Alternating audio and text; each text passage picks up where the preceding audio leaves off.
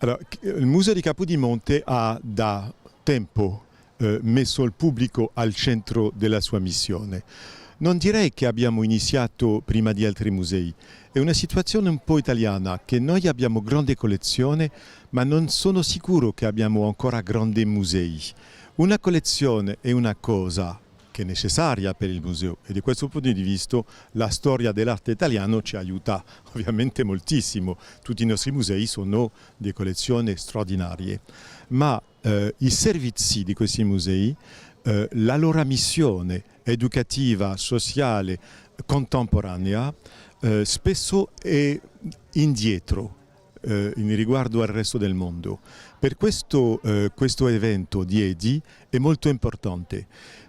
Riflettere sul pubblico vuol dire riflettere sulla missione del museo e addirittura sull'identità del museo, perché dal momento che noi diciamo un museo non è un deposito legato solo alla tutela, ma ha come missione l'educazione, la formazione della sensibilità, che è una nozione fondamentale per la civiltà, soprattutto un paese che ha costruito la sua immagine sull'arte, quindi sulla sensibilità.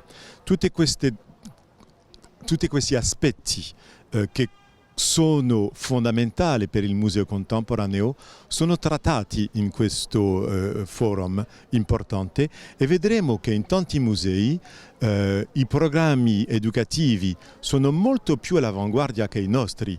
Anche il concetto di pubblico è molto più largo che il nostro. Questo processo di rinnovamento dei musei italiani è in atto? A che punto siamo? Mi sembra di capire dalle sue parole che comunque siamo un po' indietro. Siamo un po' indietro, le cose hanno molto cambiato con la riforma. Il fatto di aver fatto venire direttore con un'esperienza non italiana ha portato un altro sguardo molto utile, secondo me. Non è che è stata una rivoluzione, è stato un aggiunto che ha permesso di avere il beneficio di esperienze diverse e questo è stata una grande cosa.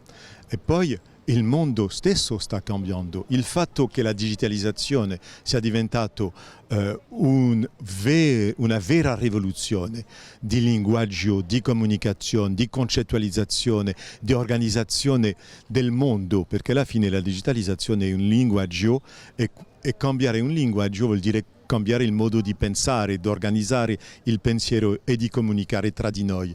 Cambiare la comunicazione vuol dire cambiare l'umanità.